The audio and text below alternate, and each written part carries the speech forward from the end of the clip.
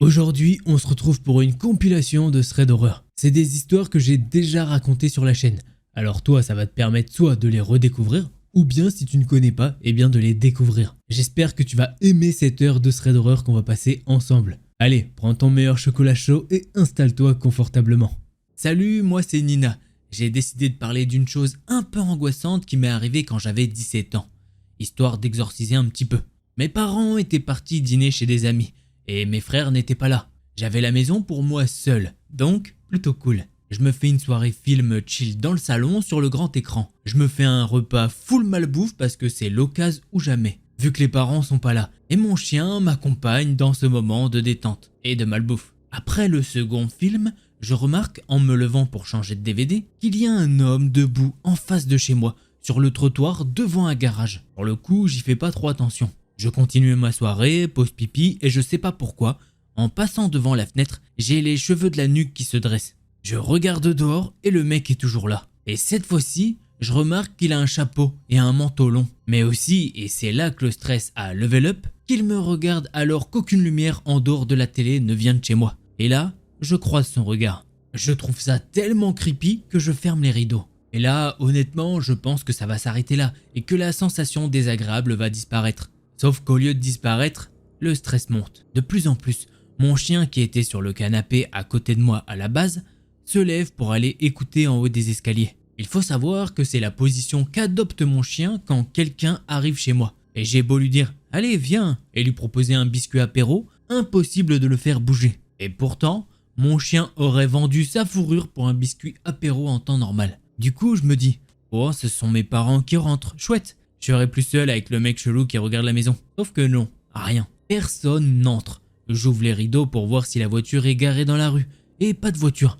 Mais toujours l'homme debout qui me regarde. Et c'est à ce moment que je comprends qu'un mec normal qui attend juste dans la rue que quelqu'un le rejoigne, eh ben il n'agirait pas comme ça. Il avait l'air plutôt âgé et sa tenue était démodée en plus d'être creepy. Et les gens plus âgés ont moins ce truc d'attendre dans la rue. Ce n'est qu'à ce moment-là que je me dis « Attends, et s'il était pas seul et qu'il surveillait pendant qu'un pote volait des trucs ?» Tous les scénarios passent dans ma tête. Et en vrai, le plus logique pour moi à ce moment-là, c'est qu'il faisait le guet pour quelqu'un d'autre. Je prends mon courage à deux mains et je m'arme d'un couteau de cuisine. Oui, parce que bon j'ai la trouille quand même. Et je descends. J'ai allumé la lumière du couloir et face à moi, une fenêtre de rez-de-chaussée donne pile sur l'endroit où se trouve l'individu. Pardon, où se trouvait l'individu. Il n'est plus là. Je suis un peu soulagé, il est parti. Et la porte était bel et bien fermée. Par acquis de conscience, je fais le tour de toutes les pièces du rez-de-chaussée. J'allume les lumières, je fouille, et non, rien. C'est le soulagement total. Il ne me reste plus qu'une pièce à fouiller, l'entrée, là où se trouve la fenêtre. Je m'approche et là, l'horreur totale. Je vois la poignée de la porte d'entrée tourner. Si je ne le vois pas, ce n'est pas parce qu'il est parti, c'est parce qu'il est en train d'essayer d'entrer. Heureusement, la porte est solide et bien fermée. Je regarde la poignée qui bouge et qui s'arrête. Et là, je vois des doigts glisser dans la boîte aux lettres. Et chez moi, la boîte aux lettres, eh bien, c'est juste une fente dans la porte. La main ressort et tout d'un coup, je vois ses yeux apparaître. Il me fixe sans rien dire à travers ma boîte aux lettres. Même avec le couteau en main, je me liquéfie. J'ai déjà vécu des trucs très difficiles à cette époque de ma vie. Et je me fais des millions de scénarios catastrophes dans ma tête pour voir comment gérer la situation. Le seul truc qui me vient pour ne pas devoir m'approcher de la porte, c'est de crier le nom de mon chien. L'homme s'est relevé et il a remis sa main dans la porte. Et j'ai eu super peur, parce qu'à l'époque, bon, ce n'est plus le cas, eh bien, il y avait une technique pour ouvrir chez moi sans les clés. Et s'il avait observé depuis suffisamment longtemps, enfin plusieurs semaines, il pouvait comprendre comment faire. Et justement, ses mains qui tâtonnaient pouvaient volontairement ou non ouvrir la porte. Mon chien, qui était le chien le plus gentil du monde, il aurait jamais rien fait d'agressif au mec, descend à toute vitesse et se met à aboyer en pensant que c'était le facteur. J'ai vu les mains sortir de la boîte, mais je voyais toujours l'ombre de ses pieds en bas de la porte. Je suis remonté en panique et j'ai appelé ma mère pour lui expliquer et pour qu'il rentre. Malheureusement, il était tard et je pense que l'urgence de la situation ne leur a pas sauté aux yeux et ils m'ont dit d'aller me coucher. L'homme était à nouveau en face à regarder la fenêtre. Il savait donc quand je me trouvais devant la porte et quand je ne m'y trouvais pas. Je ne sais toujours pas s'il voulait juste me faire peur. Je ne sais toujours pas s'il voulait juste me faire peur ou s'il était sous l'emprise de quelque chose et cherchait comment m'atteindre. Ce soir-là, j'ai attendu dans le noir avec mon chien en guettant chaque bruit et que mes parents rentrent. Après ce qui m'a semblé être une éternité, ils sont enfin rentrés. Et l'homme n'était plus là. À l'époque, j'étais relativement jeune et je pensais que la police ne pourrait rien faire tant que le mec ne réussissait pas à rentrer chez moi. Aujourd'hui, je me dis que j'aurais dû les contacter quand même pour qu'ils fassent une ronde, histoire de faire peur au mec. Mais dans tous les cas, cette fois-là, j'ai été chanceuse. Ce n'est pas allé plus loin. C'est la première fois que je parle de ça. Et ça fait du bien. Au final, ce n'était pas grave. Juste très angoissant sur le moment. Et je ne souhaite ce genre de moment à personne. Merci à tous ceux qui ont pris le temps de me lire. Et ben, c'est ce qu'on a fait et on a même partagé ton histoire. Puisque oui, elle est vraiment bien. Alors je sais pas vous, mais moi je m'imagine bien la scène avec le mec qui met les mains là dans la boîte aux lettres, enfin dans la fente vraiment, pour que les lettres tombent directement dans la maison, un petit peu à la Harry Potter au début, voilà, je dis rien. Mais bon bref, ça doit être bien flippant parce qu'en plus elle sait qu'il y a une technique pour ouvrir la porte. Donc suffit que le mec il tatillonne un petit peu, j'imagine il va aller un peu sur la gauche. Après ça se trouve il avait les mains un petit peu trop grosses et tant mieux.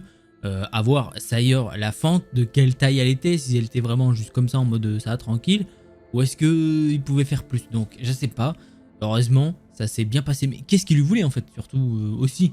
Pourquoi il est sur le trottoir d'en face, il est là, il la regarde, puis après il se dit bon bah allez je vais essayer de rentrer. Je sais pas du tout, on saura pas, et puis tant mieux non. Allez, on passe directement à la seconde histoire. Alors juste avant de commencer ce thread d'horreur, déjà n'hésite pas à liker et t'abonner si c'est pas fait. Et ensuite, là, on arrive sur un nouveau sujet qui n'a jamais été fait sur la chaîne. Je suis obligé de le dire maintenant au cas où, je sais ça spoil ou quoi, mais vraiment c'est un sujet sensible et voilà. C'est quelque chose qu'on ne verra pas souvent et voilà, je suis obligé de dire le sujet au cas où. Je m'appelle Vanessa, j'ai 39 ans et j'aimerais te raconter mon histoire. À cette époque, j'ai 7 ans et j'ai un frère de 9 ans.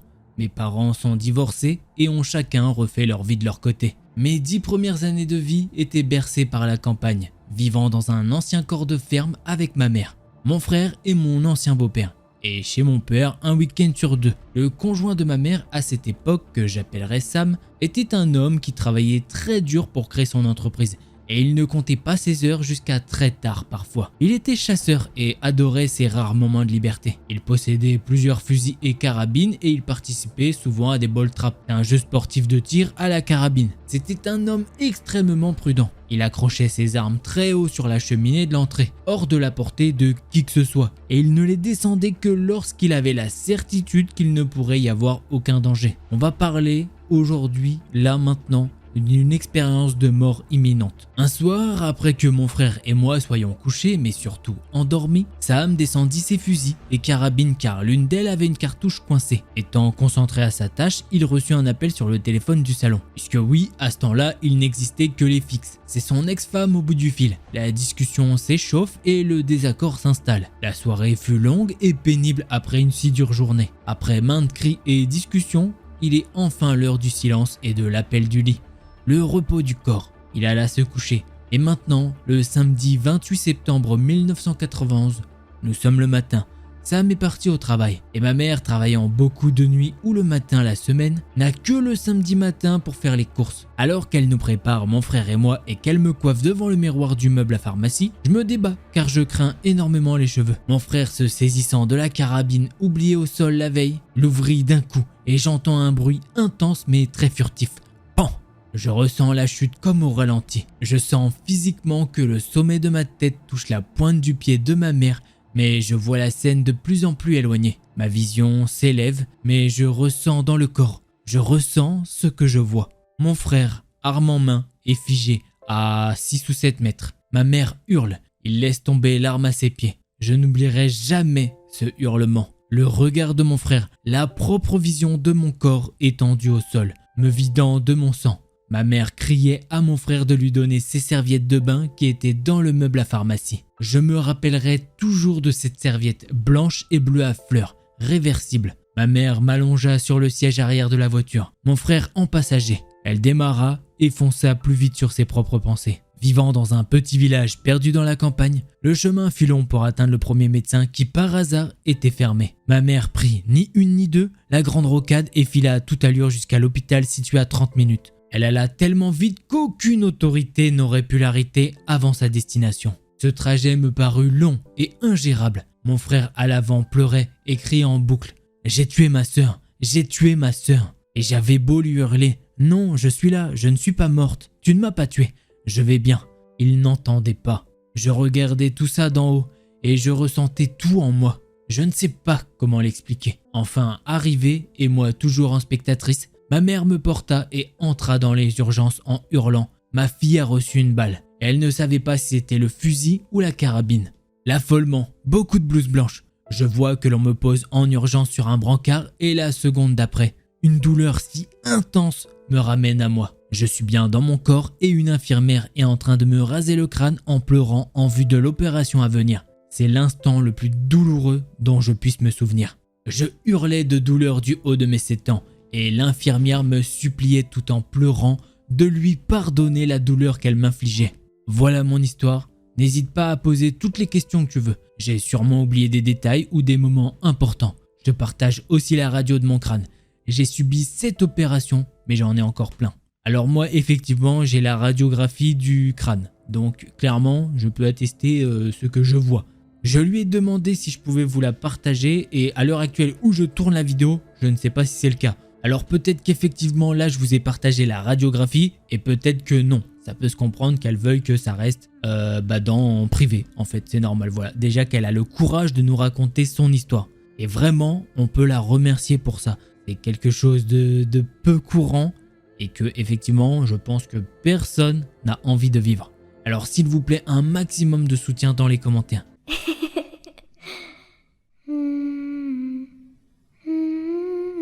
Je m'appelle Emily et j'ai été hanté par un esprit qui habitait une boîte à musique. Dès ma naissance, j'ai été adopté. Mes parents ne me l'ont jamais caché comme certains le font. Mes parents voulaient un enfant et ils m'ont eu. J'ai été une enfant un peu bizarre. Je n'étais pas pom-pom girl, je n'étais pas populaire au lycée ou au collège. Cependant, ma marraine et moi, on a toujours eu une bonne relation. Elle me gâtait comme le ferait une grand-mère. Donc le jour de mes 16 ans, j'étais assise au bout de table et il n'y avait que mes 2 parents et ma marraine. C'est à ce moment-là que ma marraine s'est levée et a pris le cadeau d'anniversaire qu'elle allait m'offrir et elle s'est dirigée vers moi. À ce moment-là, j'étais tout excité. Elle me l'a tendu, je l'ai regardé, je lui ai fait un sourire puis j'ai ouvert le cadeau. C'était une boîte à musique avec mon prénom écrit dessus, Emily. Je l'ai ouvert puis la musique a commencé à jouer. J'ai fouillé un peu et j'ai vu qu'il y avait un médaillon dedans. C'était le plus beau cadeau que l'on pouvait me faire à mes yeux. J'ai donc serré très fort ma marraine dans mes bras. Cela m'a beaucoup ému d'ailleurs. J'étais très touché de savoir qu'elle y avait mis tout son cœur. C'était une preuve qu'elle tenait vraiment à moi et qu'elle m'aimait. Après ça, je suis allé dans ma chambre pour poser la boîte à musique. J'étais devant ma coiffeuse et j'ai ouvert cette boîte. J'étais contente, puis j'ai pris le médaillon. J'ai essayé de le mettre à mon cou, j'ai essayé une première fois mais je n'y suis pas arrivé. J'ai donc réessayé une deuxième fois et au même moment, j'avais l'impression que quelqu'un m'avait touché les doigts. Comme si quelqu'un m'avait aidé à mettre ce médaillon. Et au même moment, j'ai ressenti pendant quelques fractions de secondes une énergie derrière moi. Sur le moment, je me suis dit que ce n'était rien, qu'il ne fallait pas que j'y pense. Puis le soir, j'étais seul dans ma chambre avec les lumières allumées. J'étais en train d'écrire dans un journal, j'étais dos à la boîte à musique. Quand j'ai entendu cette boîte jouer toute seule, je me suis lentement retourné, puis je me suis dit que c'était sûrement un défaut. Donc, je me suis approché de la boîte et je l'ai ouvert puis refermé. Je l'ai reposé sur ma coiffeuse tout en gardant les yeux rivés sur la boîte à musique. Puis, mes yeux ont dérivé sur la porte de ma chambre ouverte. Dans le couloir, il n'y avait rien. C'était sombre. Je ne sais pas pourquoi, mais j'ai fixé ma porte ouverte, comme s'il y allait avoir un danger. Puis d'un coup, sorti de nulle part, j'ai entendu une petite fille chanter.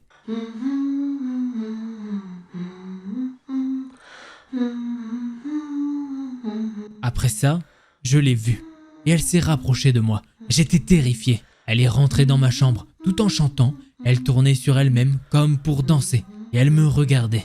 Elle était toute sale, elle avait des habits de l'époque et elle devait avoir environ 7 ou 8 ans, pas plus. Ses lèvres étaient noires et autour de ses yeux, c'était tout noir. Pour vous la faire gros, c'était un corps en décomposition qui se tenait devant moi. Puis elle m'a regardé de nouveau après avoir fait un tour sur elle-même. J'étais paralysé sur la peur. Puis juste comme ça, elle a subitement disparu. Je me suis dit que j'avais sûrement halluciné. Que oui, la meilleure option c'est que j'avais sûrement eu une hallucination. Jamais dans mes rêves les plus fous, je n'aurais cru que cela continuerait. Puis un jour, j'étais dans la salle de bain. J'étais en train de prendre un bain. Je fermais les yeux pour me détendre. J'étais tellement dans mon monde que je n'avais même pas entendu la fille chanter à côté de moi. Je ne l'ai aperçue que quand elle m'a touché. J'ai eu très peur, très peur à ce moment-là. Elle a commencé à me caresser les cheveux, tout en continuant à chanter. J'étais paralysé, je ne savais pas quoi faire. Elle m'a caressé les cheveux pendant quelques secondes, puis elle a pris mes cheveux dans sa main et elle m'a mis la tête sous l'eau. Elle a vraiment essayé de me tuer. Je me suis débattu pour sortir la tête de l'eau. Mais dès que j'arrivais un petit peu à sortir ma tête, elle continuait à replonger ma tête dans l'eau. Je ne pouvais plus respirer. Cette partie-là m'a profondément marqué et terrifié. C'est à ce moment-là que je me suis dit qu'il fallait que j'en parle. Donc je l'ai dit à ma sœur qui ne m'a pas cru. Et même maintenant, elle ne me croit toujours pas. Je l'ai dit à ma mère et ma mère m'a dit que j'étais folle et que j'avais des hallucinations. Donc j'ai regretté de lui avoir dit. Un jour, je me souviens que j'étais assise à table avec mon père. On jouait aux échecs, mon père était assis en face de moi. Et je ne sais pas pourquoi, mais j'ai levé les yeux au plafond. Et j'ai vu cette petite fille accrochée au plafond. Elle avait la tête à l'envers, ses cheveux allaient vers le sol. C'était vraiment comme un film d'horreur. En plus de ça, elle cachait un petit peu son visage avec une poutre. J'étais véritablement terrifié. J'ai commencé à suffoquer et mon père m'a demandé si ça allait bien. Je ne pouvais pas lui répondre. Puis, mon père a regardé là où je regardais et il s'est même levé, mais il ne voyait rien. Alors, mon père m'a redemandé « Mais qu'est-ce que tu as, Émilie ?» J'étais incapable de parler. Je fixais simplement l'emplacement de cet esprit. Après ça, il m'a dit « Ne bouge pas, je vais te chercher un verre d'eau. » Pendant que mon père n'était pas là, l'esprit est réapparu devant moi. Là où se tenait mon père 10 secondes avant qu'il ne se lève. J'ai sursauté, j'ai eu très peur. Puis, elle a pris un des pions de mon père sur le jeu d'échecs et elle a joué. Elle a dégagé mon roi et elle a souri. C'était terrifiant, je suffoquais de plus belle. Quand mon père est revenu, elle a disparu. J'ai commencé à pleurer parce que je ne savais pas quoi faire. J'avais tellement peur et personne ne me croyait. J'ai essayé d'en parler à mon père, mais il m'a juste regardé bizarrement. Après cet événement, je n'ai plus rien dit à personne. Je ne voulais pas que me juge à cause de ce que je vivais. Un soir, alors que j'étais en train de dormir, j'ai commencé à ressentir une présence au bout de mon lit. Puis, comme ça, j'ai entendu ma boîte à musique jouer. Je ne bougeais pas, je fermais les yeux, je voulais faire semblant de dormir. D'ailleurs, chose importante que j'ai oublié de préciser, j'enlevais tout le temps le médaillon avant de dormir. Il était donc dans la boîte à musique. Et c'est pour ça que je vous en parle maintenant. Car après que la boîte à musique se soit déclenchée, eh bien j'ai pu sentir que quelqu'un me mettait le médaillon autour du cou. Peu de temps après, j'ai senti que l'on me mordait la chair au niveau du cou. J'ai poussé un horrible cri de douleur. Je me suis levé, j'ai couru vers le miroir et j'ai vu une morsure. Et je savais que c'était la petite fille qui m'avait mordu. J'étais totalement morte de peur, comme jamais auparavant. Et un beau jour, j'ai fini par rencontrer un garçon. Ernesto m'a été présenté par un ami en commun. Je l'ai tout de suite bien aimé. Mes sentiments sont devenus très forts. Puis un jour, il m'a dit qu'il m'aimait.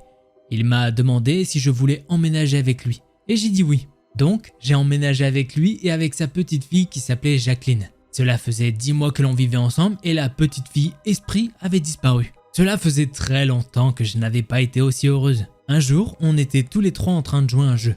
Puis mon copain s'est levé, j'étais encore assise à jouer avec sa fille. Quand d'un coup, j'ai entendu la boîte à musique jouer. Ernesto venait d'ouvrir la boîte à musique. Puis il a commencé à ressentir des spasmes. Il s'est précipité vers le levier et il a vomi. J'étais en train d'essayer d'aider Ernesto quand j'ai pu voir que sa fille s'approchait de la boîte à musique et qu'elle l'a prise dans ses mains. Elle a directement commencé à danser avec la boîte à musique. J'ai directement couru pour lui prendre des mains et lui dire de ne plus jamais toucher à ça. C'est bien ce jour-là que j'ai compris que cet esprit venait de la boîte à musique. Dès que Ernesto a pris la boîte dans ses mains, il m'a dit qu'il avait la sensation d'avoir de la chair ou de la viande pourrie à l'intérieur de lui et que c'est pour ça qu'il a vomi et qu'il la sentait. À ce moment-là, j'avais peur que cet esprit s'en prenne physiquement à mon copain et à sa fille. J'étais terrifié. Juste après l'incident avec la boîte, j'ai décidé de tout lui dire. J'ai parlé en toute franchise. Je lui ai parlé de la petite fille et de mes expériences avec elle. Forcément, ça l'a effrayé. Mais malheureusement, après ça, les choses ont empiré. Moi et Ernesto étions dans la chambre quand d'un coup, on a entendu sa fille crier à plein poumon. Sa petite était au niveau du frigo et elle criait. On a tout de suite couru pour voir ce qu'il se passait. Ernesto a directement pris sa fille dans ses bras, la serrant très très fort. Il essayait de la rassurer et je suis arrivé juste après lui. Puis là, comme ça, sorti de nulle part, la boîte à musique s'est mise à sonner. Ernesto a alors commencé à me dire que tout ça était de ma faute. Il m'a dit qu'il fallait que je fasse ma valise et que je dégage de chez lui. Il m'a dit de laisser sa famille tranquille. De ce que j'ai su un petit peu plus tard, c'est que l'esprit avait attaqué Jacqueline. Pendant que je faisais mes bagages, eh bien je n'arrêtais pas de pleurer. Puis je me suis dit, mais pourquoi ça m'arrive à moi? Notre couple était solide, on avait même parlé de mariage. Autant vous dire que tout ça a été très difficile à vivre pour moi. Tout ça était allé bien trop loin. La petite fille s'était attaquée à quelqu'un d'autre que moi. Alors, après cet incident, j'ai pris la boîte à musique et le médaillon. Et je suis allé voir un médium pour qu'il les examine. Lors de la séance, le médium a demandé qui était avec nous et comment elle s'appelait. Et la petite fille lui a dit « Je m'appelle Émilie ». Pour tout vous dire, je pensais que c'était ma marraine qui avait fait graver mon nom sur la boîte à musique. Mais non, c'était le prénom de cette petite fille. La boîte lui appartenait. Le médium m'a dit qu'elle avait été assassinée. Il l'a appelée une flotteuse. En gros, c'est un corps qui est échoué. La petite fille a dit au médium qu'elle ne voulait pas me quitter, qu'elle voulait rester avec moi. Mais moi, je ne voulais plus la ressentir. Je ne voulais plus la voir. Je ne voulais plus continuer à subir ça. Je ne voulais plus qu'elle apparaisse devant moi. Et surtout, je ne voulais plus avoir peur. Donc cela devenait urgent de me débarrasser de cet esprit. J'ai pris le pendentif, la boîte à musique, et je me suis dirigé vers là où le médium m'a dit que la petite fille était morte. Je me suis alors approché de cette falaise, puis j'ai jeté la boîte à musique. Quand je l'ai fait, j'ai ressenti une vague de soulagement. J'étais bien plus libre. Oh, le cadeau empoisonné au final. Bon, c'est pas la faute de la marraine, hein, mais c'est vrai qu'en plus, là, Émilie, elle est en mode, bah attends, c'est trop cool, ma marraine, elle a fait graver mon prénom. Oh, c'est cool, c'est un cadeau personnalisé, nice. Bah en fait, non. C'est l'esprit qui s'appelait comme ça. Donc au final, bah... c'est pas bon. En tout cas, bon, pour l'instant, elle a jeté la boîte. Donc j'espère que l'esprit va pas continuer quand même à venir la tourmenter. Ce serait bien dommage. Alors est-ce qu'il faut une certaine distance avec le médaillon et la boîte à musique? Je sais pas. Donc on verra bien. Peut-être qu'il y aura une update un jour, hein, peut-être ou quoi, je sais pas. Mais non, bah pour l'instant je crois que ça va. Donc tant mieux pour elle parce que franchement ça devait pas être facile à vivre.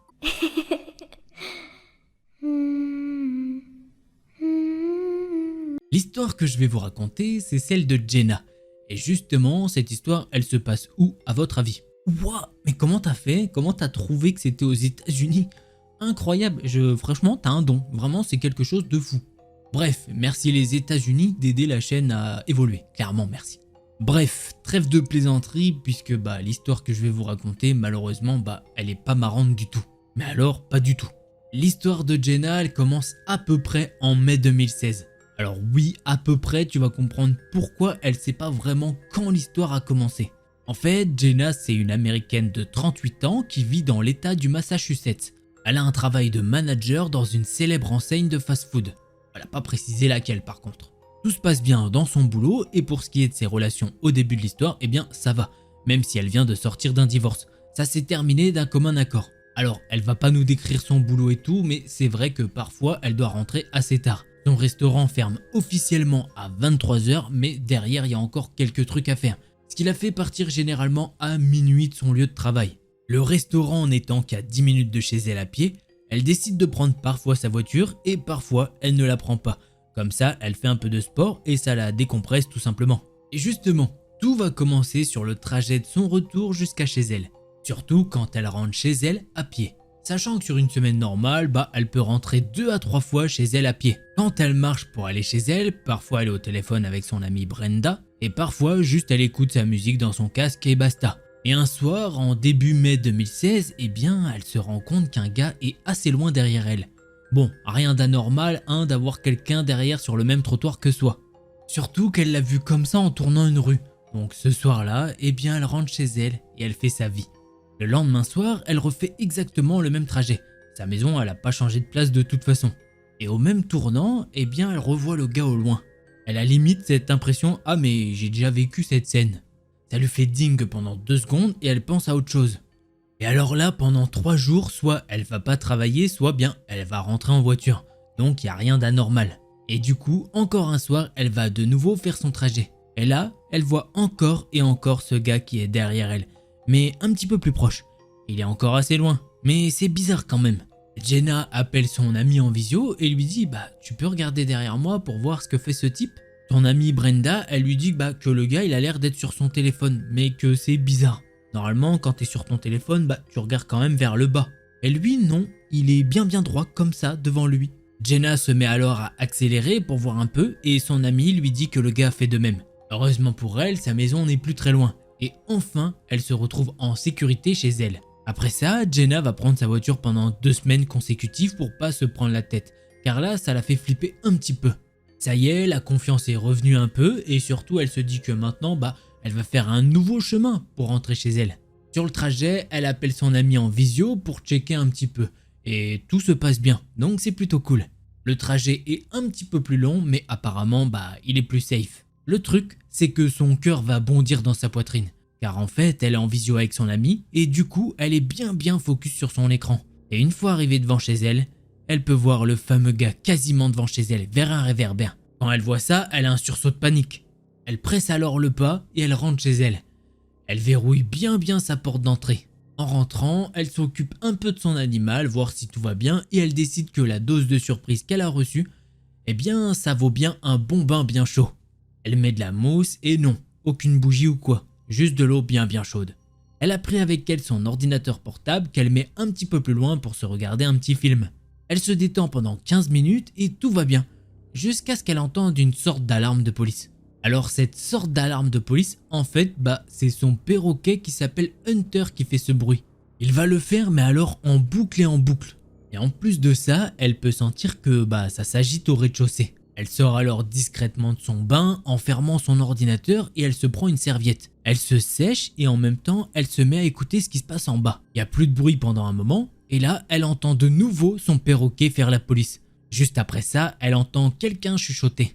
Du coup, elle comprend que son perroquet, il est très intelligent et qu'il lui dit qu'il y a un danger dans la maison. Elle va alors mettre son pyjama très rapidement et elle attrape son téléphone qui est juste à côté de l'ordinateur portable. Elle va fermer la porte de sa salle de bain et verrouiller avec le petit loquet. Mais ça fait un petit peu de bruit et elle a peur que, justement, c'est fait trop de bruit. Très peu de temps après, elle va se mettre le plus loin possible de la porte et appeler le 911. L'opératrice au téléphone lui demande mais qu'est-ce qui se passe? Jenna lui explique que quelqu'un a pénétré sa maison et elle ne sait pas qu'est-ce que veut cette personne. L'opératrice lui dit alors ok, donnez-moi votre adresse et on vous envoie une patrouille pour vérifier. Jenna donne son adresse et à sa voix, l'opératrice a dû comprendre qu'elle était en stress de fou. Car l'opératrice lui dit que ça va aller, elle est au téléphone avec elle et qu'il ne peut rien lui arriver tant qu'elle reste cachée. Elle demande également à Jenna si elle sait où se trouve l'individu dans la maison. À ce moment-là, elle ne sait pas, mais elle explique à l'opératrice qu'elle pense que l'individu est encore là, car son perroquet est en train de dire tous les mots qu'il connaît. Sauf que là, manque de bol, elle peut entendre les escaliers grincer. Du coup, elle prévient l'opératrice que le gars est toujours là et qu'en plus de ça, il va monter à l'étage. L'OP lui dit qu'elle peut se taire si elle veut et qu'elle va de toute façon rester au téléphone avec elle et que quoi qu'il arrive, elle ne doit pas raccrocher son téléphone.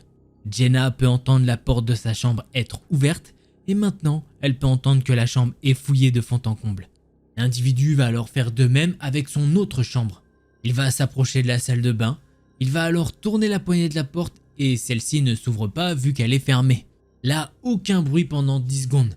Mais comme ça, sorti de nulle part, un énorme coup sur la porte. Le gars est littéralement en train de donner des coups de poing dans la porte. Forcément, petit réflexe de Jenna en voyant ça, elle se met à crier et elle dit à l'opératrice ce qui est en train de se passer. Elle lui dit que les policiers doivent se manier, sinon elle va y passer. La femme au téléphone lui dit qu'ils ne sont plus qu'à quelques minutes de son habitation. Pendant ce temps-là, les coups sont de plus en plus violents et surtout, Jenna se dit que la porte ne va pas tenir bien longtemps. Sauf que les coups vont s'arrêter pendant 3 secondes pour reprendre de plus belle, mais cette fois-ci au niveau du bas de la porte. Elle comprend très vite que le gars est maintenant en train de mettre des gros chassés dans la porte. Et malheureusement pour elle, la stratégie du gars semble parvenir à ses fins car la porte commence à casser. Le premier trou est apparu dans la porte. S'ensuit alors encore plus de cris de la part de Jenna qui dit à l'opératrice que le gars a fait un trou et qu'il va bientôt la choper. La femme au téléphone lui demande si elle n'a pas quelque chose autour d'elle pour pouvoir essayer de se défendre un minimum pendant encore quelques instants, le temps que la patrouille de police n'arrive sur les lieux. Jenna, elle fait le tour de la pièce avec ses yeux et elle voit son meuble fermé. Elle se dit allez, je vais aller regarder pour voir, on sait jamais. Elle fait 2-3 étagères sans rien trouver quand enfin elle tombe sur une petite paire de ciseaux. C'est vraiment des petits ciseaux mais bon c'est toujours ça de prix. Sauf que très peu de temps après avoir fait cette trouvaille, boum, crac, un bon gros trou dans la porte. Il y a maintenant un énorme trou en bas de la porte. Là, Jenna, elle se dit que le gars, il va passer son bras en dessous pour essayer d'ouvrir le loquet et qu'elle va devoir se défendre avec son petit ciseau à la main. Elle continue alors à répéter à l'opératrice que c'est maintenant, ils doivent rouler à 200 km/h s'il le faut, mais que les policiers doivent la sauver. Et malheureusement, ce qu'elle redouta arriva. Elle peut voir le bras d'un homme dans l'embrasure, sauf que dans sa main, il y a un téléphone portable. Jenna, elle comprend pas ce qui se passe, elle crie sur le gars en lui disant de dégager de là, que la police va venir pour le choper. Sauf que le gars ne fait rien d'autre. Il retire son téléphone pendant quelques secondes et il remet son bras avec son téléphone. Et là, il se met à prendre un tas de photos avec le flash allumé. C'est vraiment un spam monumental, ça flash dans tous les sens. Jenna, elle se met même un petit peu de côté pour pas être éblouie par le truc. Et pendant ce temps-là, elle explique à l'opératrice ce qui est en train de se passer. La femme au téléphone lui dit alors de rester vigilante, on ne sait jamais. Sauf que là, dans cette scène de gros fou, eh bien Jenna, elle tend l'oreille et elle entend que ça tambourine mais vraiment bien fort. Au même moment, l'opératrice au bout du fil lui dit que c'est la police qui arrive. Jenna, elle se dit qu'enfin, dans quelques secondes, elle sera en sécurité avec les policiers. Mais en attendant, ce gars est toujours là avec son bras et son téléphone en train de la flasher. Et très lentement, eh bien le gars va enlever son bras et se mettre à descendre les escaliers. À ce moment-là, Jenna ne sait pas ce qui se passe. Elle est juste terrorisée dans sa salle de bain. La police n'est pas encore là, mais l'individu est parti. Peu de temps après, gros boom qui se fait entendre et il y a des pas lourds dans les escaliers. Elle entend « Madame, c'est la police, vous pouvez sortir ». Jenna, elle hésite un petit peu. Elle avance et d'un coup, elle peut voir de nouveau une main passer par la petite fente en bas de la porte. Elle a un sursaut de zinzin, mais elle se calme assez vite car elle voit que c'est une plaque de police. Elle se dit alors « Ok, je vais ouvrir » et c'est ce qu'elle fait. Elle tombe nez à nez avec 3 officiers de police. Il y a 2 hommes et une femme. En les voyant, il y a tout son corps qui relâche la pression. Elle ressent une fatigue mais de fou. L'un des officiers la réconforte un petit peu et il lui apporte du soutien physique en mode vas-y, tu peux te tenir à moi, ça va aller. La policière qui semble être la chef de la patrouille dit qu'il ferait mieux d'aller dans le salon pour comprendre ce qui s'est réellement passé. Et c'est ce qu'ils vont faire. En arrivant dans le salon, Jenna voit Hunter en haut du lustre, il a l'air paniqué. Elle essaye de le rassurer, mais l'un des policiers pas forcément aimable lui dit qu'elle peut le mettre dans sa cage afin qu'ils avancent sur l'enquête. Et c'est ce qu'ils vont faire. Jenna raconte alors ce qui s'est passé cette soirée-là. Pendant son récit, il y a un policier qui est en train de fouiller dans la maison. Et le constat, il va être simple étant donné que la porte de derrière a été déverrouillée avec la clé de la maison. Jenna elle est en mode « Ah, qu'est-ce que j'ai fait? Pourquoi j'ai laissé cette clé en bas du vase ?» Le truc vraiment cliché. Bon, elle a pas trop le temps d'y penser étant donné qu'un policier va lui demander « Mais vous savez pas qui peut vous en vouloir comme ça ?» Non, elle dit juste que oui, depuis un moment, elle y repense et il y a un gars qui la suit depuis un moment maintenant. À savoir que moi, au début de l'histoire, je vous raconte qu'il la suit. Mais à ce moment-là, elle sait pas forcément que le gars est méchant. Mais maintenant, avec toute la chronologie, elle comprend que ça a commencé depuis un bon petit moment tout ça. L'officière lui demande si elle lui a peut-être mal parlé un jour ou quoi. Une piste quoi en fait. Elle lui demande est-ce qu'elle est en froid avec quelqu'un. Et Jenna, elle explique que non, y a rien d'anormal en ce moment. Juste que ce soir, pour une fois, elle a changé de chemin pour rentrer chez elle. Car justement, elle se sentait suivie. Et c'est le cas, vu que son amie Brenda lui disait en visio. Et là, la policière, justement, elle va faire ce petit geste de la main. Enfin, du moins, moi, c'est ce que j'ai compris du récit. Ça devait être un mode voilà. Elle lui dit alors je suppose que vous avez eu affaire à un stalker. Et il n'a pas aimé que vous changiez vos habitudes. Et il a décidé de passer à l'acte. En entendant ça, Jenna, elle est offusquée. Elle se dit mais je fais ce que je veux en fait. Si j'ai envie de faire 2 fois le pâté de maison et de rentrer chez moi et de danser la salsa, ça me regarde. L'officière lui dit alors mais je comprends, hein, je vous explique juste mon raisonnement de policière. Ils vont encore parler un petit peu et les policiers lui disent que l'enquête va continuer de leur côté. 3 semaines après cette soirée-là, Jenna reçoit un appel et elle apprendra qu'effectivement, un gars la suit personnellement elle. Ils ont pu vérifier ça avec les caméras de sécurité. Par contre, mauvaise nouvelle, ils n'ont pas chopé ce gars. Et Jenna sent avec cette conversation que l'enquête est un petit peu au point mort. Et c'était effectivement le cas, car 3 ans après quand elle écrit le post, il n'y avait encore aucune nouvelle à propos de cet incident. Depuis, elle n'a jamais refait le chemin à pied, elle a toujours pris sa voiture. Bon, elle dit que c'est malheureux car elle aimait bien se dégourdir les jambes et le cerveau de cette manière, mais elle préfère avoir l'esprit tranquille et ne pas retomber sur ce malade. Et je pense qu'on peut effectivement la comprendre. Alors, mystérieux stalker, ne nous rencontrons plus. Ça, c'était ma tête en voyant cette histoire. J'étais en mode, mais qu'est-ce que c'est que ça, vraiment Qu'est-ce que c'est que cette dinguerie? Pourquoi Déjà, bon, Stalker, c'est bizarre quand même de faire. Son kiff, le gars, c'est de suivre quelqu'un, je sais pas où il va en venir. Il l'a pris en photo plein de fois. Pourquoi il fait ça? Est-ce qu'il pensait qu'en plus elle était à poil dans sa douche? Je sais pas. On saura pas vraiment ce qu'il voulait. Par contre, le point en fait le plus... Je sais pas si c'est le plus choquant de l'histoire, vu qu'effectivement c'est déjà choquant d'être stalké. Mais, eh ben Jenna, elle se fait sauver par un perroquet. Qui aurait pu penser ça, hein? Vraiment. Moi d'habitude je trouve des histoires, oui le mec est sauvé par un chien, bah c'est voilà. Sauvé par un chat on a déjà eu aussi. On a eu quoi d'autre? Non c'est tout, on a eu chien et chat je crois. Mais perroquet, c'est la première fois qu'on l'a. J'espère que c'est... Enfin j'espère que c'est quand même la dernière.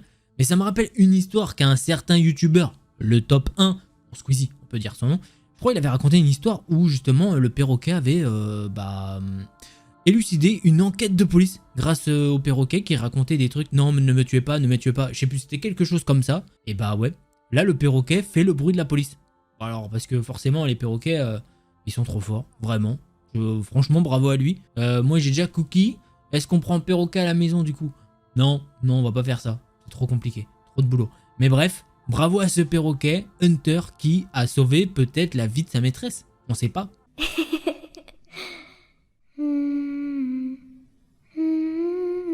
Aujourd'hui, c'est mon anniversaire. Je fête mes 30 ans. Et cela me rappelle une histoire assez courte, mais qui a changé mon petit frère en homme. Pour commencer, j'ai une copine et nous habitons en Nouvelle-Calédonie. Si tu veux passer au paradis malgré cette histoire, tu ne regretteras pas. Je vais pas vous mentir que ça a l'air quand même plutôt sympathique le climat là-bas, hein. Bref, nous avions un appartement F3 au rez-de-chaussée d'un immeuble. La particularité de celui-ci était qu'il y avait une petite côte en terre sur la droite de l'appart où tu pouvais accéder au jardin qui faisait le tour de l'appartement. Donc le balcon dépassait de la terre et fait un petit peu comme la maison d'Iron Man au bord de la mer. L'entrée de l'appartement te donnait directement vue sur le salon, le balcon et la cuisine. À gauche, il y a un couloir avec la chambre et la salle de bain. Ma belle-mère, qui travaille en tant que boulangère et donc voulait passer de temps en temps chez nous faire le ménage, et nous la payons par la suite car tout travail mérite salaire bien évidemment. Elle est donc venue un jour avec mon petit frère pour l'aider. Après avoir passé le mop dans le salon, ils sont allés dans les chambres, en laissant le salon ouvert pour que le sol sèche. Et à un moment, mon petit frère a eu soif, et il est donc allé à la cuisine pour se rafraîchir. En sortant du couloir, il s'est malheureusement retrouvé en face d'un gars cagoulé, 1m90 environ, en train de brûler le dessous de la barrière du balcon avec un briquet. Pour info, ceux qui font ça, c'est pour laisser un tracé noir en dessous pour prévenir les prochains que cet appartement est prêt à être cambriolé. À ce moment-là, mon petit frère de 14 ans est resté tétanisé en essayant de comprendre comment et pourquoi cette action se passait devant lui. En voyant ça, l'individu a commencé à enjamber la barrière en le regardant, en pensant que mon petit frère allait se tirer d'ici car la porte d'entrée était aussi ouverte. Mais malheureusement pour ce voleur, mon petit frère a complètement vrillé. Et il s'est jeté sur le comptoir à couteau, et bien évidemment, il a réussi à choper le plus gros couteau de boucher de la terre, et a foncé sur l'individu en criant « Si je t'attrape FDP, t'es mort !» En voyant ça, l'individu a écarquillé les yeux en buguant littéralement sur le changement de comportement de mon frère. Il s'est alors jeté du balcon, et mon frère, ce fou furieux, a sauté par-dessus le balcon pour lui atterrir dessus. En sautant par-dessus, il s'est rendu compte de la hauteur et du couteau qu'il avait dans la main. Alors il a lâché le couteau heureusement, et il s'est viandé dans l'herbe un petit peu plus bas. La hauteur du balcon et l'herbe en descente fait à peu près 2 à 3 mètres, donc imaginez bien le vol plané. En relevant la tête, l'individu avait déjà disparu, et donc mon frère a récupéré le couteau et a couru voir ma belle-mère. La police n'a pas retrouvé les individus et nous avons donc déménagé, car nous devions partir à Bordeaux pour nos études. Nous sommes revenus cette année, et rien de tel ne s'est passé depuis. Tu peux donc venir en toute tranquillité. On verra, c'est pas dit clairement. Voilà, c'est comme ça que se finit ce thread d'horreur vécu par mon petit frère qui maintenant est devenu le protecteur de la maison. Alors ouais, ça c'est quelque chose à savoir, c'est qu'il y a des signes particuliers pour les cambriolages. C'est pourquoi il est bien de laisser vos animaux crier. Voilà, moi je laisse Cookie aboyer, comme ça on sait jamais. Comme ça hop, et justement, il y a justement effectivement un signe pour dire qu'il y a un animal dangereux dans la maison. Alors je sais pas c'est quel signe j'ai fait ça, je sais pas c'est quel signe, mais voilà, n'hésitez pas, vous laissez un petit peu le chien gueuler, ça fait peur à tout le monde, ok? Ça évite un potentiel cambriolage et un potentiel thread d'horreur. En tout cas, merci à toi de nous avoir envoyé ton histoire et on passe à la seconde histoire. Bonjour, je suis Esmeralda, je viens de découvrir ta chaîne et je voulais partager ma pire expérience paranormale. Tout d'abord, il y a beaucoup de choses à expliquer. J'ai vécu dans une vieille maison qui appartenait à ma famille depuis de nombreuses générations. C'est une ferme et elle est si vieille que nous ne connaissons pas sa date de construction. Ma mère, mon grand-père, mon arrière-grand-mère et toutes les générations précédentes ont grandi dans cette maison. Moi, j'y ai vécu les 3 premiers mois de ma vie, avant de déménager, puis y revenir quand j'avais 9 ans. Beaucoup disent qu'elle était même déjà là au Moyen-Âge. Notre famille possède des dons pour la grande majorité d'entre nous. Ma mère, par exemple, est voyante. Elle ne s'est jamais trompée dans ses prédictions et elle a été déjà remerciée de nombreuses fois. Elle était très connue dans le quartier où nous vivons avant et même la ville. Beaucoup de monde venait lui demander de leur tirer les cartes, mais son don s'arrête là. Elle se sentait mal dans cette maison, mais pas plus que dans n'importe quelle autre habitation qui soit en mauvais état. Elle mettait ça sur le compte de la peur. Un plafond pouvait s'écrouler à tout moment. Les fenêtres n'étaient pas solides et n'importe qui pouvait passer par l'arrière. Elle a compris que ce n'était pas vraiment le problème lorsque l'une de ses amies, médium, est venue. Je n'étais pas encore né et l'une de mes sœurs s'était blessée. Pour garder son autre fille, ma mère a fait appel à cette amie qui vivait dans le même quartier. Pour garder l'anonymat, nous l'appellerons Jane. Ma mère avait une totale confiance en elle et lui a donc laissé la maison avant de se précipiter à l'hôpital. Lorsqu'elle est revenue, Jane était particulièrement soulagée et elle s'est précipitée hors de la maison. Elle a dit à ma mère « Ne me demande plus jamais d'entrer dans cette maison ». Elle lui a affirmé que le lieu était extrêmement hanté. Elle lui a décrit avec une précision terrifiante qu'un mort avait été allongé sur une table, dans le salon, juste en face de la porte. Ma mère n'était pas au courant que quelque chose comme ça ait pu se produire. Mais elle ne remettait pas en doute la parole de Jane. C'était une médium très douée. Elle a décidé de demander à sa mère si c'était vrai. Ma grand-mère a alors confirmé que sa propre tante avait été allongée à cet endroit précis, sur la table du salon, pour y faire sa toilette funéraire. Quelque temps après, je suis né, et nous ne sommes restés que 3 mois avant de partir. Je n'ai donc pas de souvenir de cette maison avant que nous ne revenions y vivre quand j'avais 9 ans. La maison avait été laissée à l'abandon pendant toutes ces années. Elle était dans un état encore plus pitoyable. Certains plafonds étaient craquelés. La partie non habitable, qui était autrefois la grange, n'avait tout simplement plus de toit. Il y avait une fuite dans ma chambre dès qu'il pleuvait et la vieille chaudière ne fonctionnait pas toujours. À cette époque, j'ai détesté la maison sans savoir pourquoi. Je me sentais terrifié en permanence. Je me suis mise à avoir peur du noir. J'étais persuadé de voir des ombres passer dans ma chambre la nuit, se pencher sur moi. Je n'avais pourtant jamais été le genre d'enfant à imaginer des monstres dans le placard ou sous le lit. À partir du moment où nous avons emménagé dans cette vieille ferme, j'ai commencé à faire le même cauchemar, toutes les nuits, toujours la même frayeur. J'étais alors dans le noir complet. C'était si sombre que je ne distinguais pas le moindre mur. Je ne pouvais pas voir s'il y avait un plafond au-dessus de ma tête, ni même un sol sous mes pieds. Ce que je voyais, en revanche, c'était une paire d'yeux jaunes qui me fixaient d'en haut. Derrière moi, j'essayais de les fuir et c'est à ce moment que dans les ténèbres, j'apercevais une main tendue devant moi et j'entendais des murmures, des appels à l'aide. Je n'ai jamais réussi à attraper cette main et je ne voulais pas l'attraper. Ce rêve me traumatisait tellement que j'en venais à avoir peur de dormir. Je suis devenu insomniaque. Ce fut seulement au bout d'1 an que j'en ai parlé à ma mère. Elle a décidé de décrire mon rêve à un autre ami médium spécialiste en la matière. Cet homme, je ne me souviens pas de lui. Mais je n'oublierai jamais sa conclusion après notre discussion. Toi, tu as un sacré don de médium. Ce rêve, c'est un esprit qui te demande de l'aide. J'avais 10 ans et ma mère a tenté de me rassurer en me disant que ce n'était pas très différent de sa voyance. Mais moi, j'étais terrifié. À tous ceux qui pensent que c'est génial de pouvoir communiquer avec les morts, je vous répondrai que non, ça ne l'est pas. J'ai toujours refusé mon don, mais il se manifeste quand même. J'ai compris ce jour-là pourquoi je me sentais si mal dans cette maison. Pourquoi j'avais toujours l'impression d'être observé? Pourquoi je voyais des ombres dans ma chambre? Cet endroit était bourré de fantômes. Et ils savaient que je pouvais les voir et les sentir. Ils l'ont même su avant moi. Lorsque je dormais chez une amie ou ailleurs pour un voyage scolaire, je ne le faisais pas. Mais dès que je rentrais, ils revenaient. Plusieurs amis de ma mère, avec différents dons ou croyances, ont fait des tentatives pour me l'enlever. Une croix sur la table de nuit, de l'eau bénite sur mon oreiller, de l'encens dans ma chambre. Une tentative de communication par un médium expérimenté, mais rien n'a jamais fonctionné. Cela a continué jusqu'à ce que nous déménagions. J'avais 22 ans, installé dans une nouvelle maison, ancienne, mais moins que notre vieille ferme. Je ne fais plus ce cauchemar, mais je n'arrive plus à dormir sans médicaments. Je n'ai pas perdu mon don. Il se manifeste encore souvent et je suis malheureusement passionné par les ruines et le passé. Cette passion m'a mené à la pire expérience paranormale que j'ai vécue de toute ma vie. Je vivais encore dans la maison hantée. J'étais en 4e. J'avais donc 13 ans.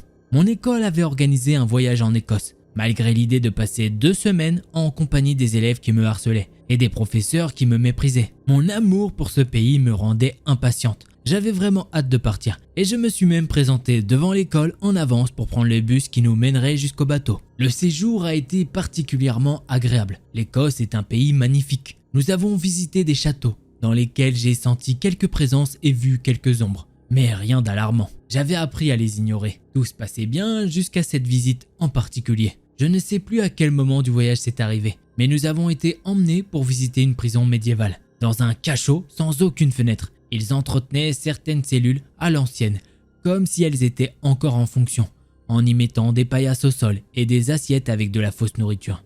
D'autres servaient d'espace d'exposition pour de vieux mécanismes de torture. Pour être honnête, je n'ai pas vraiment eu le temps de m'attarder sur tout ça. Et je le sais surtout par mes camarades qui ont partagé les photos et vidéos en classe à notre retour. En fait, j'ai à peine pu entrer dans cet endroit. Je me sentais oppressé, comme si une foule particulièrement dense s'était immédiatement pressée autour de moi. Je sentais des présences, je voyais des ombres, mais c'était bien pire que n'importe quel endroit hanté que j'avais pu visiter. Car cette fois, je sentais qu'ils ne se contentaient pas de m'approcher ou de me regarder de loin, comme d'habitude. Ils voulaient me faire du mal. Je voyais tant d'ombres que c'était comme si un voile mouvant se posait sur mes yeux. Ma vue baissait, ou plutôt, l'endroit semblait s'assombrir.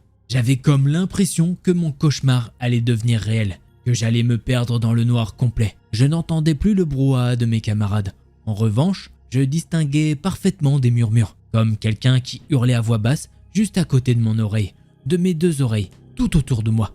Mais je ne comprenais rien. Je n'étais pas très doué en anglais à l'époque, mais je suis sûr que c'était encore une autre langue. Avec le recul, je pense que cela devait certainement être du gaélique. Mes jambes tremblaient, j'avais de plus en plus de mal à respirer et la foule invisible qui se pressait contre moi semblait de plus en plus dense, comme s'il cherchait volontairement à m'étouffer. D'ailleurs, je sentais même une pression sur ma gorge. J'aurais certainement perdu connaissance si ma professeure ne m'avait pas remarqué. Selon elle, j'étais devenu très pâle et elle a cru que je faisais un malaise. Bien sûr, personne ne savait pour mon don. Ce n'était pas le genre de choses que l'on dit à tout le monde. Je n'ai pas réussi à lui répondre. Je pleurais juste. Je n'arrivais pas à parler à cause de ma respiration haletante. Elle m'a alors pris par les épaules et m'a fait sortir. Une fois dehors, j'ai commencé à me calmer. Je lui ai fait croire que j'avais fait une crise d'asthme à cause de l'humidité et du fait que l'endroit était trop fermé. Elle m'a cru et elle a préféré rester dehors avec moi en attendant que les autres terminent la visite. Je suis bien asthmatique, mais uniquement après un effort trop intense, comme une course. Il n'y avait aucune chance qu'une crise survienne pour un peu d'humidité. Je détestais ce professeur, mais ce jour-là, je me suis sentie extrêmement reconnaissante. Elle ne se doute pas un instant de ce que je voyais et ressentais réellement ce jour-là. Suite à cette expérience, une chose était sûre, je ne voulais pas de ce don et j'ai toujours essayé de l'ignorer et de le rejeter. En vain. Certaines personnes n'y croient pas et se moquent de ce genre d'histoire. Moi, j'aimerais tellement pouvoir, ne serait-ce que faire semblant de ne pas y croire. Voilà ma pire expérience. J'en fais encore des cauchemars parfois et je ne peux pas la raconter de vive voix sans trembler et même pleurer. Je visite toujours des ruines, mais j'évite comme la peste des endroits où il y a eu beaucoup de morts. Je te souhaite une très bonne continuation. Alors c'est sûr, il y a des gens qui vont y croire et d'autres non. De toute façon, c'est la vie, c'est comme ça. Tu pourras pas faire... Enfin, tout le monde est différent, donc forcément, il y a des gens qui préfèrent ça, il y a des gens qui préfèrent ça. Laisse tomber, faut pas écouter les gens, faut s'écouter soi-même. Voilà, c'est le plus important. Écoutez-vous. Ah parce que clairement je vous le dis, si j'écoutais tous les commentaires, en gros déjà je ferais plus de vidéos, vraiment. Alors là, putain, si t'écoutes tout ce qu'on te dit dans la vie, de toute façon c'est fini. Voilà, donc nous on peut t'apporter que notre soutien, et c'est justement ce qu'on fait.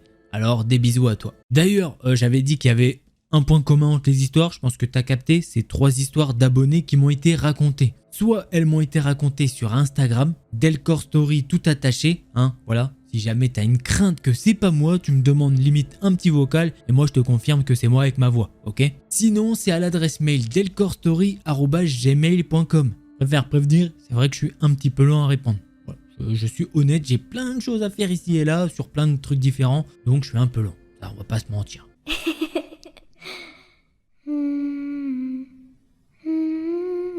Je m'appelle Christian et ma famille est maudite par le mal depuis des générations. Je suis né à Oregon City dans l'Oregon, comme mon père. Je suis aussi mexicain par ma mère. Ma mère a grandi à Mexico parmi 11 enfants. Mon père l'a rencontrée lors d'un voyage au Mexique et elle est venue emménager avec mon père en Oregon quand elle est tombée enceinte de moi. Mon enfance était la période la plus heureuse de ma vie. Tout était parfait. L'école était super. J'étais dans une petite école privée et j'avais de super amis. J'étais un gamin plutôt intelligent et précoce. Dès que ma mère essayait de m'apprendre quelque chose, je comprenais tout de suite. Un jour, j'étais avec mon père dans le garage en train de bricoler quelque chose. J'adorais traîner avec lui. Je l'admirais. Il était vraiment cool. Il travaillait beaucoup. Il était ingénieur et il était très croyant. Moi et mon père, on passait tout notre temps ensemble les dimanches. Tous les soirs, avant d'aller dormir, on priait. Moi et mon père. Puis il me mettait au lit. On avait une vie très heureuse. Quand je repense à ce qui va se passer par la suite, cela me rend triste d'y repenser.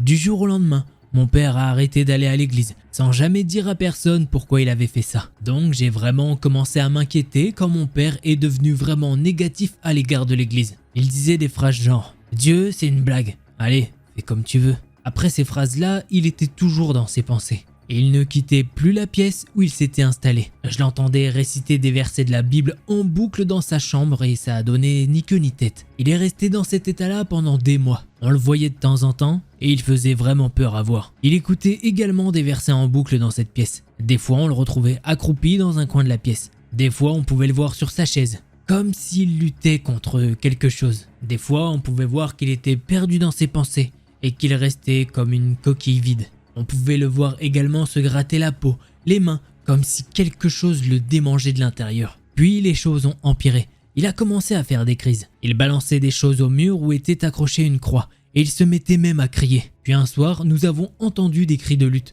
comme s'il luttait contre lui-même. Puis d'un coup, comme ça, il a décroché la croix avec Jésus dessus, et il l'a brûlée. Au moment où il a mis la croix à brûler, il s'est mis à hurler de souffrance. C'était comme si plus rien ne le protégeait. Il a hurlé en se tenant le ventre. Il est tombé au sol et il hurlait de plus belle. Puis il a enlevé son t-shirt et a commencé à se gratter le torse et le ventre, comme s'il voulait faire sortir quelque chose de son ventre. À ce moment-là, personne ne savait pourquoi il faisait ça. On ne savait pas s'il fallait appeler la police ou à la rigueur un psy. Et pour tout vous dire, je ne savais pas du tout ce qu'il se passait. Puis le lendemain, au réveil, nous avons entendu les paroles de Dieu via la radio allumée à côté de mon père. Nous sommes allés dans sa pièce qui était vraiment toute retournée.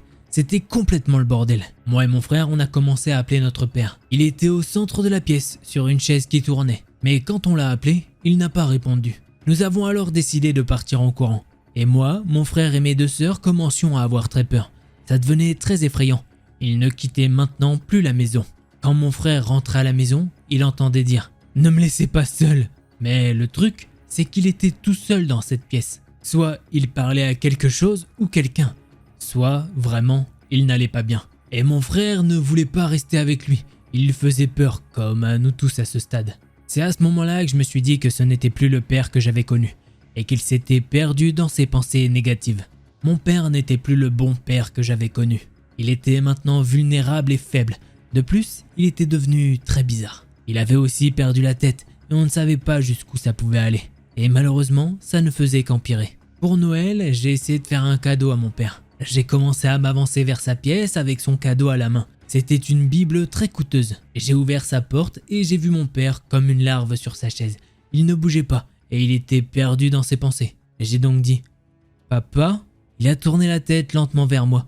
Il m'a regardé et il a regardé ce que je tenais dans les mains. Et il s'est remis à divaguer dans ses pensées. Ce jour-là, ça m'a beaucoup énervé. J'étais très en colère. Donc j'ai jeté la Bible au sol et je l'ai insulté. Je lui ai dit d'aller se faire foutre et je suis sorti. Je lui en voulais clairement de nous abandonner comme ça. Mais à ce moment-là, je ne savais pas du tout ce qu'il se passait. Sachant qu'en plus, cela a commencé à empirer. Un jour où mon père était encore dans cette pièce, il jouait avec une espèce de rasoir ancien toute la journée. Puis le soir, tout le monde est allé au lit. Mais pendant la nuit, mes sœurs qui étaient à moitié réveillées ont entendu que quelqu'un était rentré dans leur chambre. C'était notre père. Il tenait le rasoir dans ses mains et il le tournait et il était en train d'hésiter. Mes deux sœurs ont fait semblant de continuer à dormir puis il est parti en fermant la porte. En tendant l'oreille, elles ont pu entendre qu'il était dans le couloir avec son rasoir à la main. Puis il est venu dans ma chambre, mais je dormais. Je ne savais pas du tout qu'il avait pénétré dans ma chambre. C'est bien après que j'ai appris cela. Puis il est sorti de ma chambre. Et d'un coup, mon père est rentré dans la chambre de ma grand-mère en fracas. On a pu entendre des hurlements dire « Non, non, non, non, non !» Mes sœurs pouvaient entendre quelqu'un se débattre. Après ça, on pouvait entendre que mon père glissait ma grand-mère sur le sol. Et malheureusement, elle ne se débattait plus. Il était en train de l'emmener dans la salle de bain. Et ce qui est arrivé à ma grand-mère est totalement hallucinant. Mon père était dans un état second. Il s'est mis à torturer ma grand-mère et on pouvait entendre les cris, les hurlements. Puis après, plus rien. Nous avons entendu mon père sortir tranquillement de la salle de bain, laissant ma grand-mère gémir faiblement. Dans la salle de bain, quand nous y sommes entrés, il y avait du sang partout, sur tous les murs. C'était un carnage. Ma grand-mère, quant à elle, était dans la baignoire et était écorchée vive. Mon père avait torturé ma grand-mère et cela avait été très étudié de sa part, puisque personne de sensé ne penserait à faire ça, surtout pas à sa propre mère. Puis les policiers sont arrivés. Ils ont dit à ma mère que, en plus de tout ce que l'on avait déjà vu, mon père avait essayé d'étrangler ma grand-mère, ou qu'il avait essayé de faire un truc comme ça. Pour vous dire, cette scène, on ne la retrouverait même pas dans les films, tellement elle était atroce et sanglante. Comment a-t-il pété les câbles à ce point ? Comment en est-il arrivé là? Bien sûr, après avoir torturé ma grand-mère, mon père s'est enfui de la maison pieds nus. Il est allé se réfugier dans les bois et il a hurlé comme un fou. Les policiers l'ont retrouvé pour le capturer, mais ils ont dû s'y mettre à plusieurs pour le faire. Selon la police, il avait une force surnaturelle. Il a fallu pas moins de 8 policiers et plusieurs coups de taser pour arriver à le maîtriser. Et quand ils l'ont interrogé, il ne se souvenait même plus de son nom. Il était d'ailleurs et il est devenu complètement dingue. C'est là que ma famille et moi avons compris qu'il se passait quelque chose. Pendant qu'il était enfermé en prison, il n'arrêtait pas de dire « Putain, putain, putain, va te faire foutre, allez, va te faire foutre tout seul ». Moi, de mon côté, je ne comprenais toujours pas pourquoi cela m'arrivait. Et j'ai commencé à haïr ma famille. Mon père était en prison et c'était presque un meurtrier. J'étais vraiment dans une mauvaise passe, mais je ne voulais pas baisser les bras et je devais apprendre à vivre avec. Alors j'ai décidé de reprendre mes esprits et de bosser à fond pour aller dans une très bonne université car je me savais intelligent. Je savais que si je continuais comme ça au lycée, eh bien je pourrais être admis dans une très bonne fac, même si mes parents étaient pauvres. Et à 14 ans, cette idée m'a vraiment motivé. Donc maintenant, il me fallait de bonnes notes. Je devais avoir de bonnes notes pour me sortir de là où j'étais. Et donc, j'ai eu de bonnes notes au lycée. J'ai postulé dans 13 universités. Et un jour, ma mère m'a appelé quand je faisais des cours. Et elle m'a dit « Il y a plein de grosses enveloppes qui sont arrivées pour toi. » Et dans ces grosses enveloppes, il y avait mon admission à Yale. C'était juste incroyable. Je me souviens que dans la lettre de Yale, il y avait un petit mot manuscrit qui m'était adressé. « On vous attend à Yale ». Ma mère était très fière de moi. Et là, je me suis dit que enfin, j'allais peut-être pouvoir vivre une vie normale. C'est ça qui m'a poussé à déménager sur la côte Est et de rentrer à Yale. Ma première année à Yale a été difficile, mais j'avais de bonnes notes. J'allais prier à l'église du quartier tous les matins à 7h du matin. Moi et un ami, on passait beaucoup de temps à étudier la Bible et un tas d'autres livres qui parlaient de la Bible. Tout allait bien, je me sentais vraiment lié à Dieu. Tout n'était pas parfait, mais je savais que ça irait. Puis un jour, j'étais dans ma chambre. J'avais mis la radio sur la Bible et j'ai pris la Bible dans mes mains. Et tout à coup, j'ai senti quelque chose d'étrange. C'était comme si je ne me sentais plus moi-même. C'était comme si quelque chose voulait me posséder. J'avais le sentiment que quelque chose allait mal finir. Puis j'ai commencé à être énervé, à rester enfermé dans ma chambre et à ne plus pouvoir dormir. Je ne savais pas pourquoi, mais j'étais énervé contre la Bible.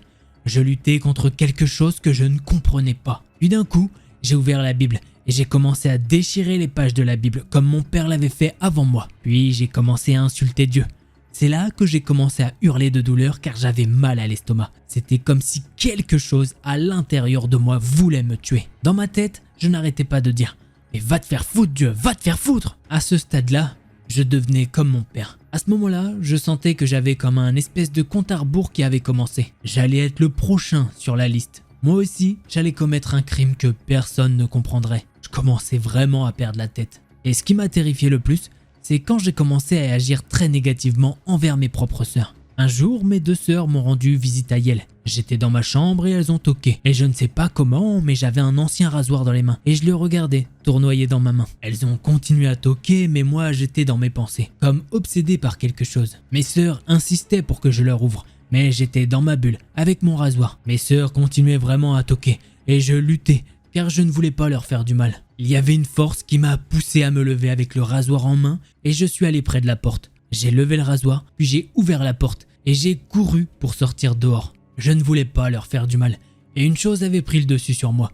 Et cette chose aimait le carnage, la destruction, et elle aimait la souffrance. C'était vraiment le mal incarné. Je suis sorti et je me suis enfui. J'ai couru et je savais que si je restais là-bas, j'allais perdre ma famille et que l'on allait me croire fou. Au-delà de ça, j'avais peur de rater mes études. Je m'étais perdu en forêt tellement j'avais couru. Et d'un coup, je suis tombé par terre. J'avais mal au ventre, vraiment mal. Quelque chose voulait me tuer. La seule solution qui m'est venue d'un coup est d'aller à l'église. Quand je suis arrivé à l'église, je ne pouvais pratiquement plus marcher. J'avais mal, très mal. Le prêtre était en train de baptiser quelqu'un. Puis je lui ai demandé de l'aide. J'ai commencé à tousser. J'étais pratiquement par terre. Puis je me suis relevé. Puis j'ai enlevé ma chemise et quelque chose dans mon ventre voulait sortir. Après ça, quelque chose s'est mis à bouger dans mon ventre. Et je me suis immobilisé. Puis là, sorti de nulle part, je me suis mis à vomir et à étouffer. J'avais comme la sensation qu'un serpent m'étranglait autour du cou. J'étais tombé au sol dans l'église, en train de suffoquer. Le prêtre s'est approché de moi et a commencé à jeter vers mon cou de l'eau bénite. Au début, il a mis quelques gouttes, puis il a vu que ce n'était pas assez puissant. Il a donc pris toute l'eau qu'il avait et il m'a aspergé avec. Puis d'un coup, plus rien. Je me suis évanoui. À mon réveil, j'ai demandé au prêtre ce qui s'était passé. Et il m'a répondu que c'était l'esprit de l'Antéchrist. C'est un esprit qui déteste Dieu et qui le maudit. En gros, c'est un esprit qui dit à Dieu « Va te faire foutre, bon Dieu ». Après ça, le prêtre m'a immédiatement baptisé. Après m'être fait baptiser, tout le mal avait disparu. Je savais que le mal ne me contrôlerait plus. Il ne vivrait plus en moi. Et je savais que j'avais enfin un avenir. Alors disclaimer, juste avant que j'oublie, cette histoire parle effectivement de religion, mais moi je ne vous incite à rien du tout. La seule religion à laquelle je vous incite un petit peu, c'est de mettre un petit pouce bleu. Ah voilà, sur mes vidéos, c'est une bonne religion, je trouve. Voilà, vous faites celle-ci. Le reste, vous faites comme vous voulez. Moi, je n'incite à rien du tout. Voilà, au cas où, ce discours, ça c'est l'histoire que moi je vous partage. Je ne cautionne pas ou quoi, voilà. Faites ce que vous voulez dans votre vie, ok? On est bien d'accord?